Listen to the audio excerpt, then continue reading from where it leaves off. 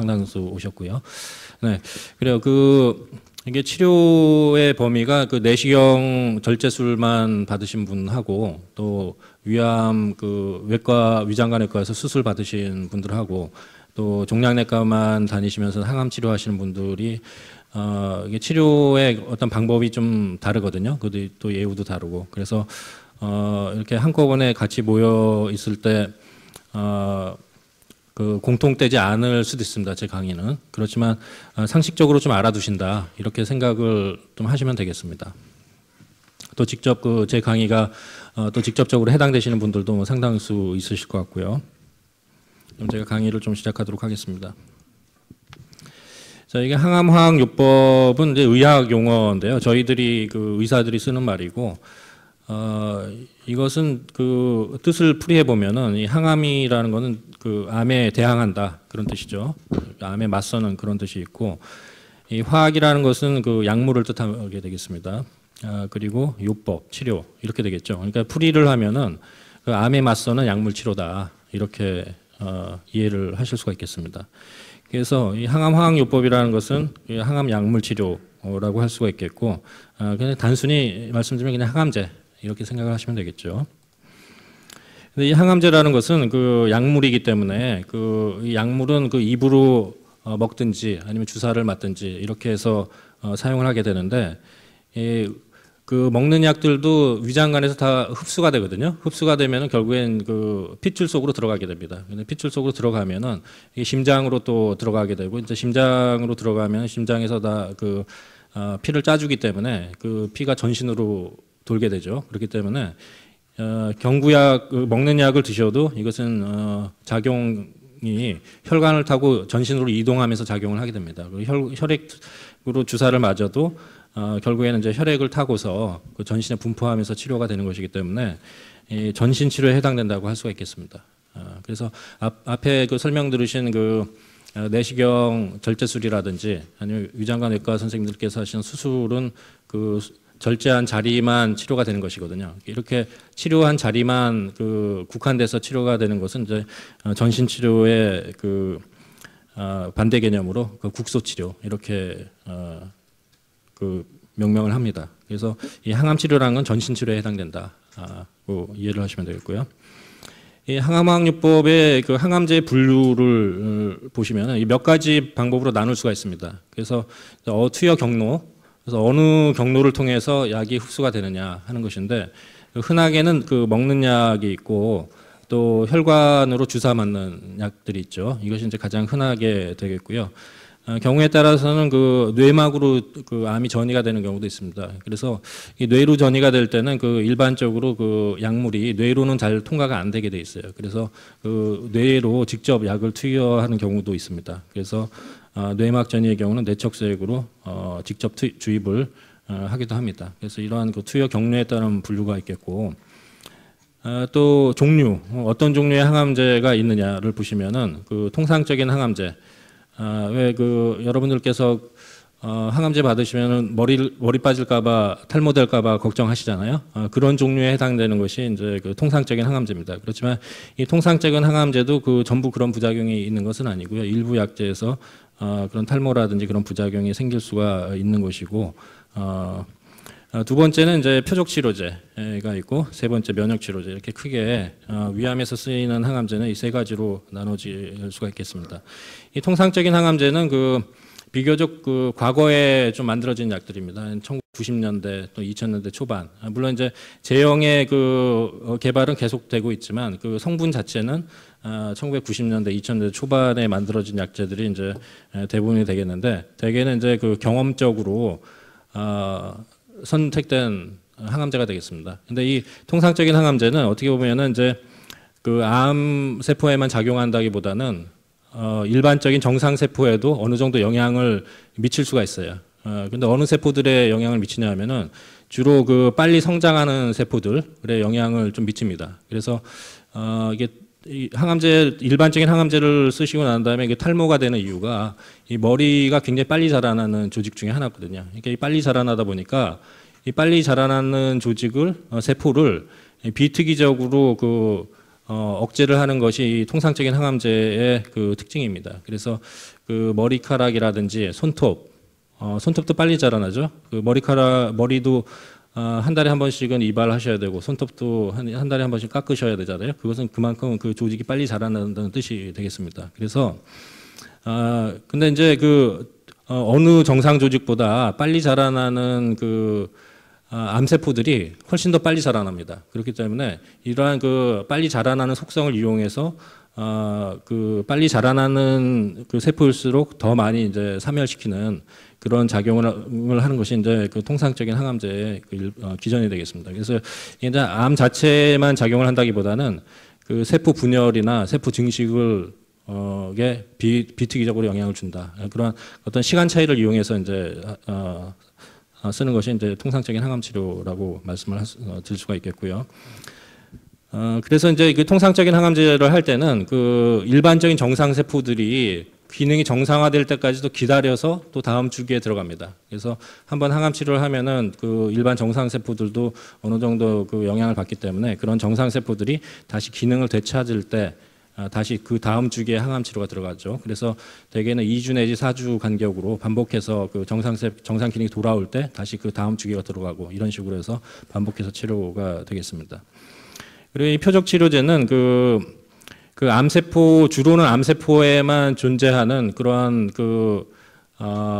물질들을 겨냥해서 만든 치료제가 이제 표적 치료제라고 할 수가 있겠습니다. 그래서 비교적 암세포에만 작용을 하기 때문에 정상세포에 영향을 덜 미치고 부작용도 좀 적은 그런 특징들이 있습니다. 그렇지만 이 표적 치료제가 다 그런 건 아니고 또 표적 치료제가 표적을 몇 개의 표적을 영향을 미치느냐에 따라서 이 부작용이 좀 다를 수가 있습니다. 그래서 표적이 한 개의 표적만 암세포에 존재하는 한 개의 표적만 억제를 한다. 그러면 부작용이 별로 없는데 또 여러 개의 표적을 한꺼번에 억제하는 그런 표적 치료제들도 있습니다. 이런 표적 치료제들은 또 통상적인 항암제에 못지않게 또 부작용이 또 많이 생기는 경우도 있습니다. 그렇지만 기전적으로는 이 표적 치료제는 암세포에 주로 분포하는 그런 어떤 성장 촉진 인자들을 무력화시키는 것을 목표로 해서 만든 항암제가 되겠고요.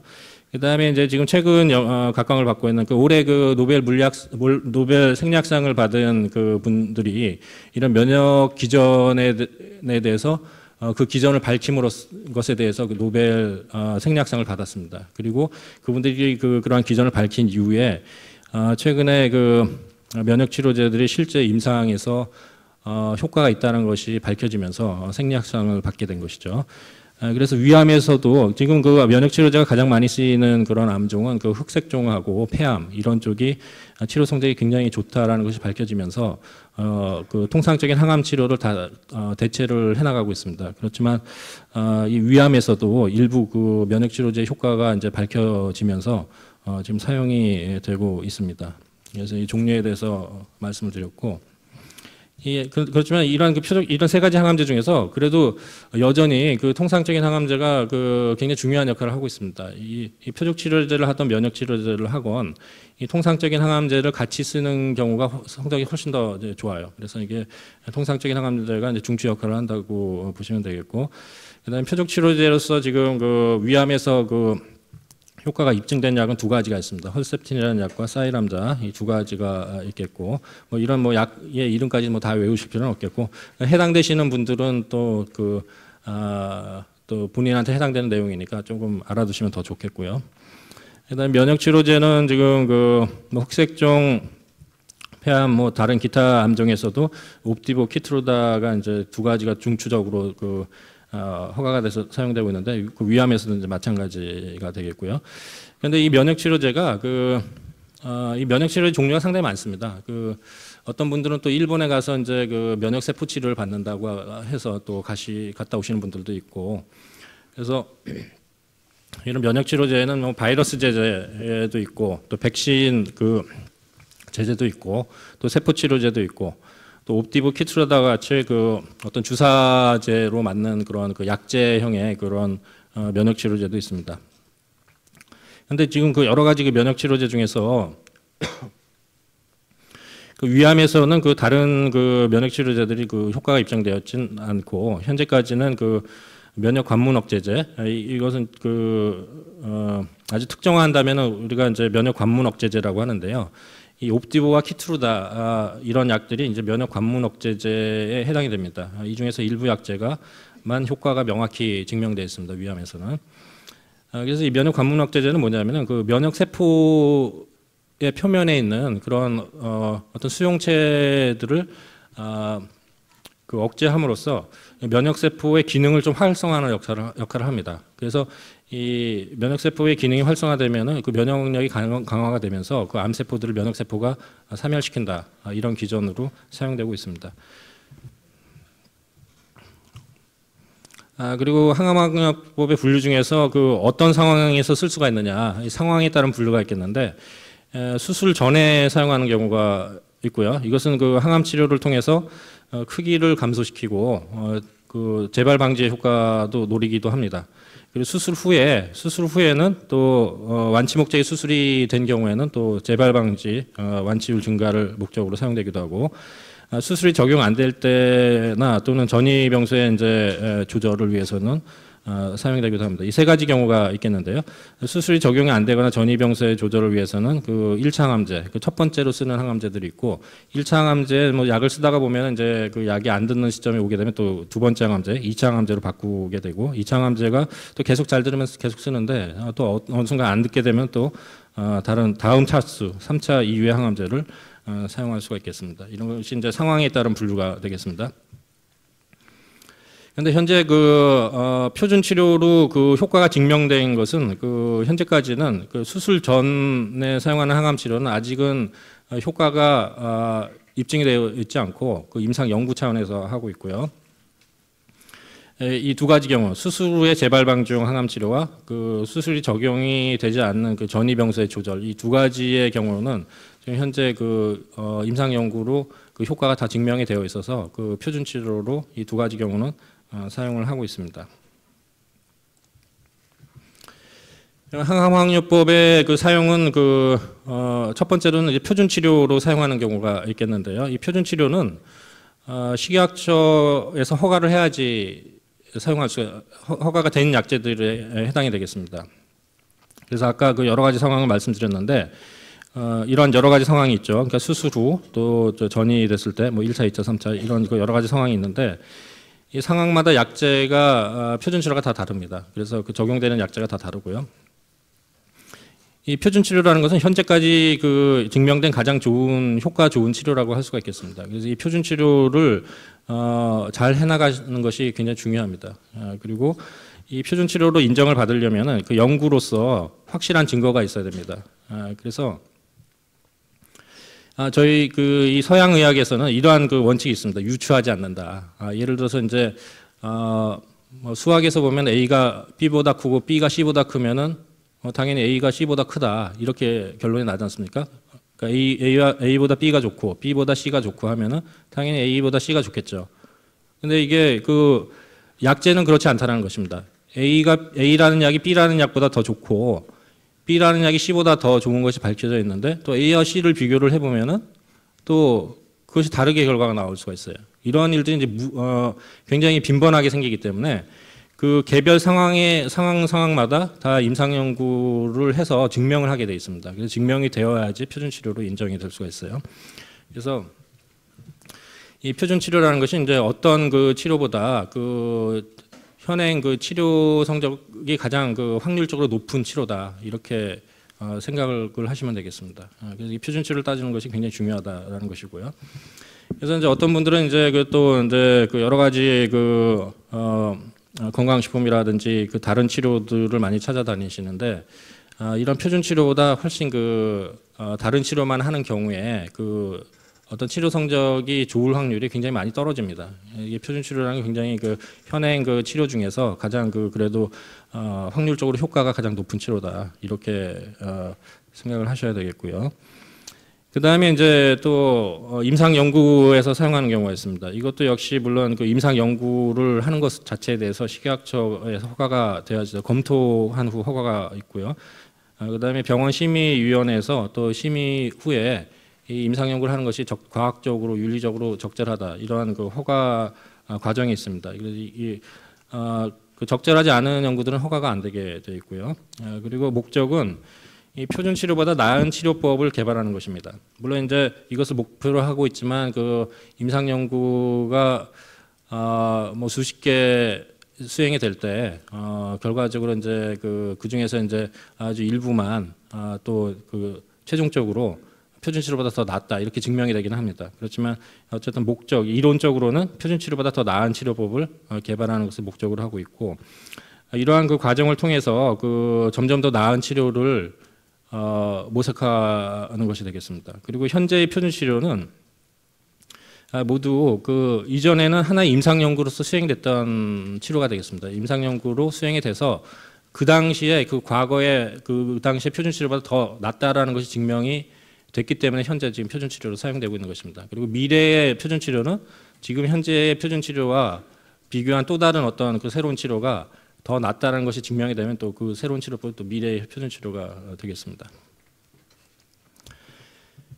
그러면은 그 제가 분류에 대해서 좀 설명을 드렸는데요. 다음 중 항암제 분류 중 상황에 해당하는 것은 어떤 것이 될까요?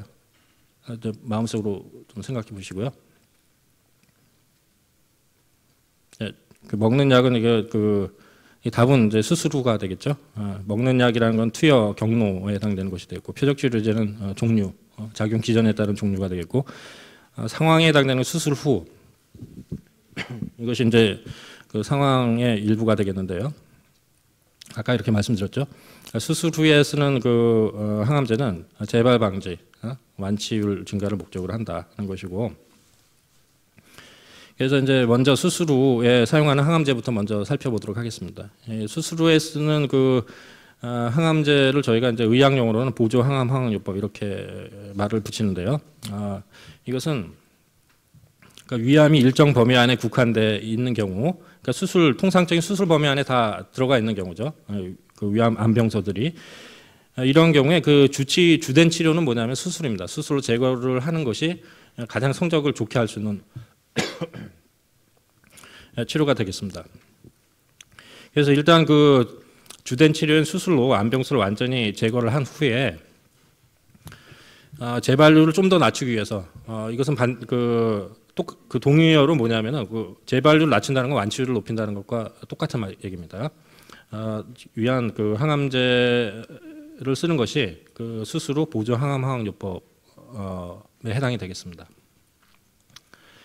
그래서 왜 이렇게 그 수술 후에 또 항암제까지 하게 되느냐에 대해서 설명을 드리면은 이 암의 속성이라는 것은 그 눈에 안 보이게 번진다는 것이 특징입니다. 눈에 보이건 눈에 보이지 않건 하여튼 번지는 것이 암의 속성입니다. 일종의.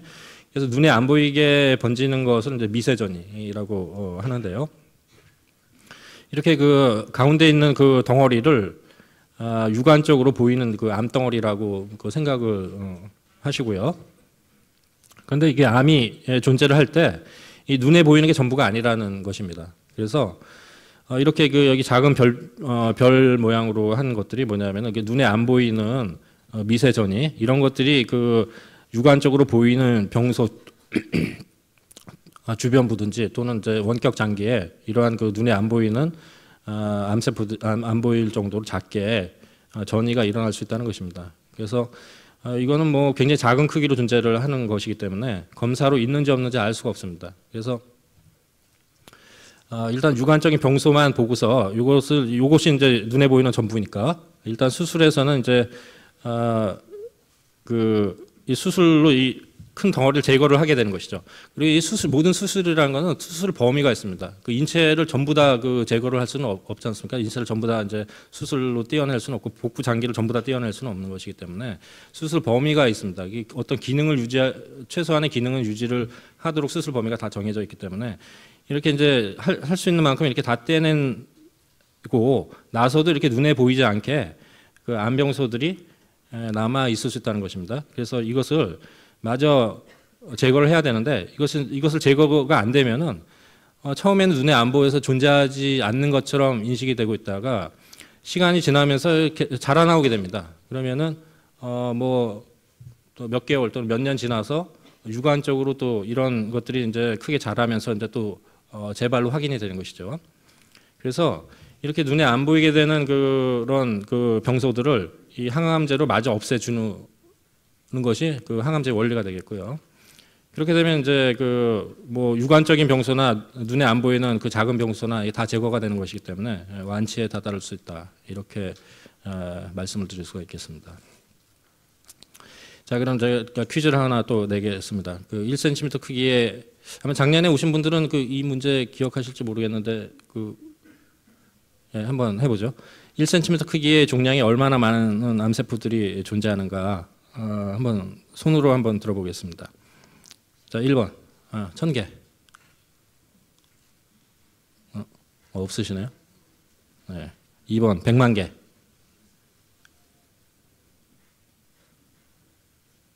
네. 3번 10억 개. 네. 한 20분. 네. 나머지는 다 1조 개인가요?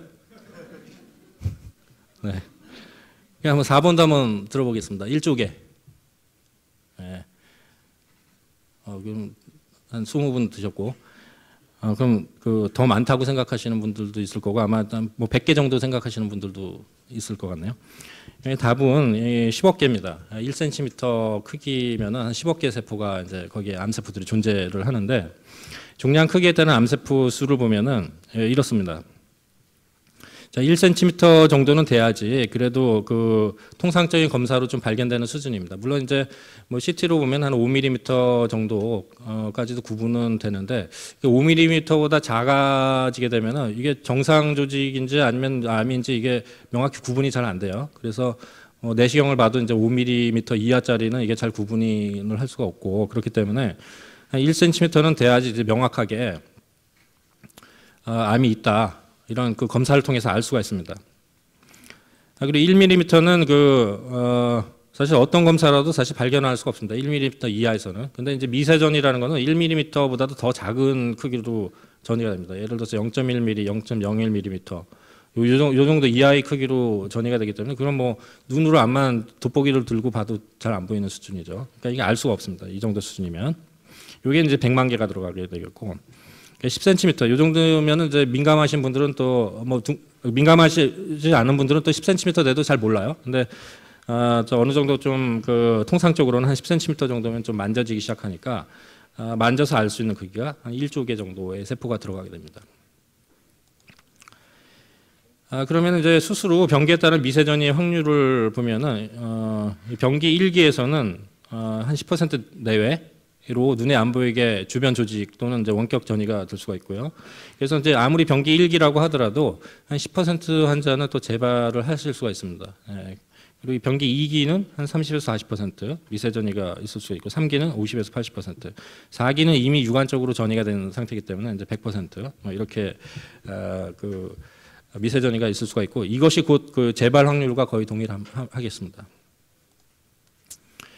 그러면 그 임상 연구로 증명된 수술 후 보조 항암제의 효과를 보면은 병기 1기는 현재까지 제대로 시행된 연구가 없습니다. 그래서 항암제를 해서 더 도움이 되는지 도움이 안 되는지 이런 것에 대한 아예 연구 자체가 잘 안 돼 있어요. 그래서 이것은 저희도 1기에서 항암제를 해야 되는지 말아야 되는지 이것이 결론이 안 나는 상태고요. 일반적으로는 한 10% 내외의 재발률을 뭐 항암제를 더 추가해서 더 낮출 수 있다고는 생각을 하지 않기 때문에 일반적으로는 항암 치료를 하지 않는 것이고요.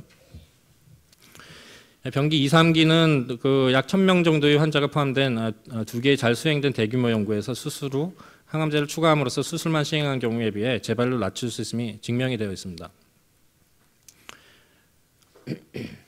그래서 이제 그 병기 2기, 3기는 수술 후 가능하면 항암제를 하는 것을 원칙으로 하고 있습니다. 물론 이제 연세가 너무 많이 있거나 체력적으로 너무 안 된다 그러면 뭐 못하지만 웬만한 분들은 이제 수술 후에 재발률을 낮추기 위해서 항암제를 2기, 3기는 한다 하는 것을 원칙으로 한다 하고 있고요. 자, 그러면은 이러한 그 수술 후 항암제를 추가를 해서 어느 정도 재발률을 낮출 수 있는가 이것도 한번 퀴즈로 한번 보겠습니다. 자, 1번 10에서 15%. 손 들어보실까요? 네. 없으시네. 있으세요? 예, 예. 한 2분 정도. 작년에 오셨어요? 아니에요. 네. 30에서 40%? 예. 한 5분. 네. 50에서 60%. 예. 그래요. 예. 꽤 많이 드셨고 90에서 100%? 네. 네. 아마도 이제 그 수술한 후에 항암제를 하자고 말씀드리시면은 이제 재발률을 뭐 이 정도 수준, 한 3번 내지 4번 수준으로 많이 낮출 수 있다 이렇게 생각을 하실 겁니다. 그런데 현실은 그 1번이에요. 한 10에서 15%. 예를 들어서 이제 그 재발 확률이 한 40% 되시는 환자분이시다. 40%. 그럼 10분 중에 4분이 재발되는 그런 확률이 되겠죠. 그런 경우에 항암제를 하면은 어떻게 되느냐?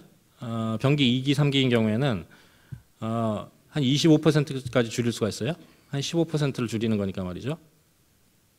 그리고 이제 한 70% 재발 확률이 있다. 그러면은 한 15% 빼면은 한 55%까지 그렇게 줄일 수가 있어요. 그러면은 10에서 15% 재발률 감소란 무엇을 뜻하는가에 대해서 말씀을 드리면 이게 아마 한 개인이 뭐 10에서 15% 감소한다는 게 어떤 의미냐 이렇게 하면은 잘 감이 안 올 수가 있어요. 그런데 이것을 그 확률로 보면 말이죠. 자, 그 재발률 감소는 완치율 증가가 동의어입니다. 그래서 10에서 15% 완치율을 증가시켜준다. 이건 동의어가 되겠고 1000분의 환자가 온다면 어떻게 되는 거냐면 100에서 150명 완치를 더 시킬 수 있는 것입니다. 수술만 한 경우에 비해서. 10,000분이 오시면은 1000에서 1500명 더 완치를 시킬 수 있다. 이렇게 보면은 결코 적지 않은 숫자가 되겠습니다. 자, 그래서 어떤 항암제들이 이제 수술 후 보조 항암요법으로 사용되는가 크게 2가지입니다. 현재 그 증명된 약제는 그 S1이라는 경구약이 되어 있고 한 1년 복용을 하게 되어 있고요. 젤로다와 옥살리플라틴 이거 2가지 약제를 혼용하는 것을 젤록스라고 하는데 이것은 되게 6개월 사용합니다. 사용 기간이 좀 다릅니다. 이건 좀 길고 이건 좀 짧고. 그래서 이제 어떤 것을 쓸 것인가? 효과는 전반적으로 유사합니다. 거의 이제 동일하다고 할 수가 있겠고, 이거는 한 가지 약제를 쓰기 때문에 부작용은 좀 적고, 이 젤록스 이 약은 2가지 약제를 쓰기 때문에 부작용은 좀 더 있는 편이고, 그렇지만 기간은 이건 좀 더 길게 써야 되고, 이건 좀 짧게 써야 되고, 그래서 장단점이 좀 다 있습니다. 그래서 이제 상황을 보면서 저희가 약을 쓰긴 하는데, 둘 다 지금 허용은 되고 있는 상황이고요. 그리고 이제 수술 후 보조 항암요법 시행할 때 이제 발생할 수 있는 그 심각한 부작용들이 있는데요. 이것은 그 상식으로 좀 알아두시면 되겠습니다. 지금 당장 또 해당되시는 분들은 또 본인이 알아두시면 좋은 거고 또 해당되지 않으시는 분들은 또 상식적으로 알아놓으시면 되겠는데요. 이게 이제 어떤 항암제를 쓰든지 그 동일합니다. 이거는 뭐 심지어 다른 암, 뭐 폐암이라든지 대장암이라든지 이런 데도 다 통용되는 그런 부작용이 되겠습니다. 그래서 이 항암제 사용 중에 이제 면역 저하가 발생한다는 것이 가장 큰 부작용입니다. 근데 이 면역 저하가 발생하는 것 자체만으로 문제가 되지는 않고 면역 저하가 된 상태에서 균이 몸에 들어오면은 문제가 될 수가 있습니다. 면역 저하가 된 상태에서 균이 몸에 안 들어오면 그냥 시간이 지나면 또 다시 이제 회복이 되게 되는 것이기 때문에 문제가 안 되는데 이 균이 몸에 들어오는 상황 그것은 이제 크게 2가지입니다. 이제 발열, 열이 나는 경우, 뭐 감기 몸살 걸리면 균이 몸에 들어온 거지 않습니까? 그거나 똑같습니다. 그러니까 열이 나는 경우 이것은 균이 몸에 들어온 것을 뜻하기 때문에 이것은 응급 상황이 될 수가 있다. 그래서 38도 이상의 열이 발생하는 경우 반드시 병원 응급실 내원해서 백혈구가 낮아졌는지 검사해보고 낮으면 항생제를 즉시 사용해야 된다. 이것이 이제 그 원칙이 되겠고요. 설사가 이제 하루 5회 이상 설사 발생하는 경우, 이 경우는 그 항암제에 의해서 이제 장 점막이 어느 정도 손상이 됐다는 것을 뜻합니다. 이 장 점막이 손상이 되면은 그 장 내부에 있는 것은 그 변이거든요. 변 안에 균들이 많지 않습니까? 그러니까 그 변 안에 있는 균들이 몸에 들어올 수 있다. 그래서 이런 경우도 항암제를 중단하고 응급실 내원 또는 의료진과 상의가 필요하겠습니다. 그래서 제가 그 환자분들께 말씀드릴 때 이 발열, 열이 나거나 설사 하루 5살 이상한 경우는 반드시 응급실로 오시라고 이렇게 말씀드립니다. 이 2가지는 반드시 제가 강조해서 말씀을 드리는 것이고요. 근데 바로 오셔가지고 또 이제 항생제를 쓰면은 별 문제는 안 됩니다. 그 일순간에 이제 그 동안만 벗어나면은 또 다시 굉장히 또 안전해질 수가 있습니다. 그래서 지금 현재 어떤 항암제의 효과라는 것이 효과는 있지만 아주 만족스러운 정도는 또 아니기 때문에 재발률을 더 낮추기 위해서, 즉 또 완치율을 더 높이기 위해서 계속 노력들이 이루어지고 있습니다. 그래서 병기 1기는 또 통상적으로는 한 10% 안팎 정도의 재발 확률이지만 뭐 1기 전반은 또 이제 1기 A, 1기 전반은 또 그보다 훨씬 더 낮아요. 그래서 그거는 제외하고 1기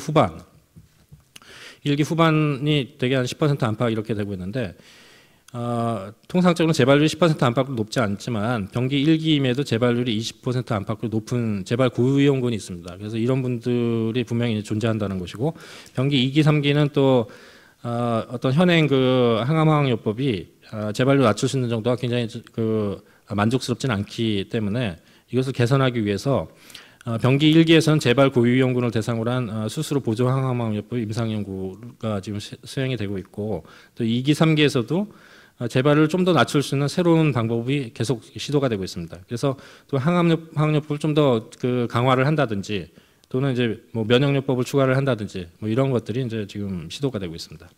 그래서 이제 저희가 지금 수행하고 있는 임상 연구들에 이제 좀 나열을 해봤는데요. 이 병기 1기에서 수행되고 있는 재발 고위험군 대상 항암제를 쓰느냐 안 쓰느냐 이런 비교 연구가 있고, 병기 2기, 3기에서는 또 이 트라이엄프 첫 번째 연구는 현재는 S1 단독요법이나 또는 젤록스 2제 병용요법을 쓰는데, 그보다 좀 더 치료 성적을 또 높이기 위해서 3제 병용을 좀 시도하는 그런 연구가 있고, 프로디지라는 거는 수술 전에 항암 치료를 추가를 하는 것입니다. 이것은 이제 지금 등록은 끝나서 결과를 기다리고 있는 상태고요. 그다음에 이 연구는 또 면역 치료제를 현행 표준 치료에 추가를 하는 것이 더 나은 것인가를 보고 있는 그런 연구가 되고, 지금 현재 진행 중에 있고, 그다음에 이 마지막 연구는 이제 허투라는 표적이 존재하는 경우 허투 저해제를 추가하는 것이 더 도움이 되겠느냐를 보는 그런 연구가 되겠습니다. 이런 것들이 이제 결과가 나오려면 물론 이제 한 1, 2년 더 또는 그 이상 시간이 걸리겠지만 현행 표준 치료보다는 좀 더 나을 거라는 희망을 가지고서 이런 연구들을 수행하고 있습니다.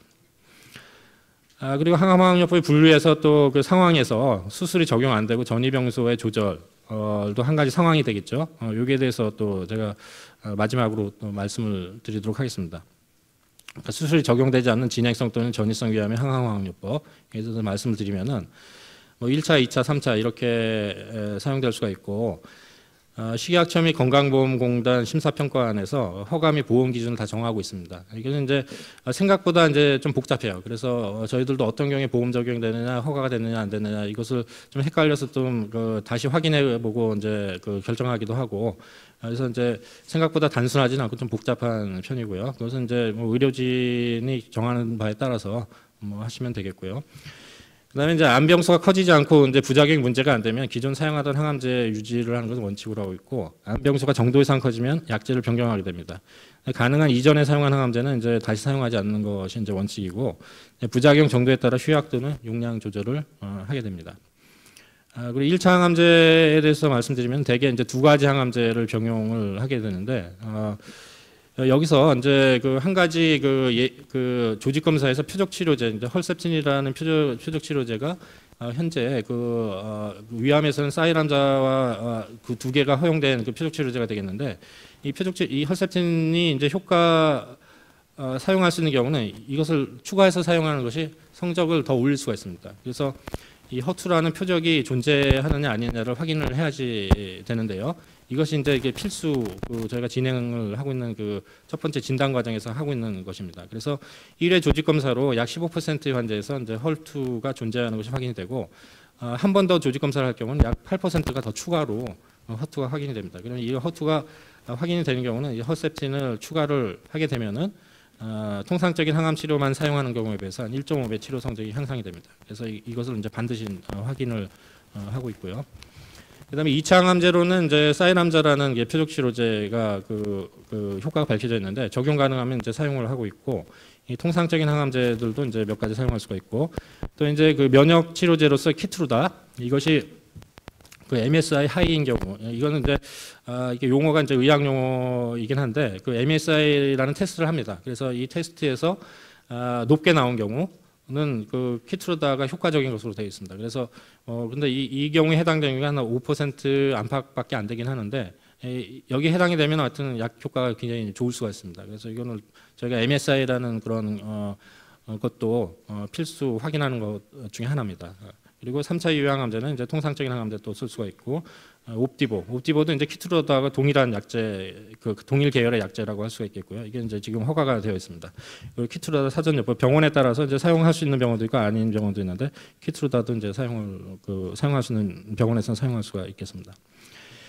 그리고 임상연구 및 중개연구에 대해서 말씀드리면 이게 그 임상연구도 상당히 중요합니다. 그래서 지금은 이제 옛날과 달리 어떤 좀 더 나은 치료의 그런 약제들을 새로 시도를 하기 때문에 적어도 이제 기존 치료보다 못하지는 않을 것이다 이런 기대를 갖고 또 더 나을 것이다 이런 기대를 가지고 임상연구를 하고 있습니다. 그래서 표준 치료보다 더 나은 치료법을 개발하고 있고 여기에는 뭐 면역 치료제를 추가하든지 호투를 공략하는 치료들이 이제 여러 약제들이 또 다시 그 새로운 그 개발 그 약제들로 이제 그 임상 연구가 진행되고 있고 각종 표적 치료제를 대상으로 하는 연구들이 있습니다. 그런데 이러한 그 임상 연구가 항상 있는 것은 아니고 또 열려 있을 때가 있습니다. 환자가 등록되는 시기가 있고 또 다 등록이 되면 또 닫히는 시기가 있고 그래서 임상 연구에 열려 있는 경우 참여가 가능하겠고 이 중개 연구는 또 이제 이것도 굉장히 중요합니다. 왜냐하면 이제 어떤 항암제든지 모든 환자가 다 듣는 것은 아니기 때문에 좀 더 잘 들을 수 있는 환자분들을 찾아낼 수 있는 지표를 찾아내야 됩니다. 그래서 항암제 효과 예측 인자 발굴에 중요하겠고 이것은 이제 조직 검사, 각종 조직 검사나 이제 혈액 검사를 통해서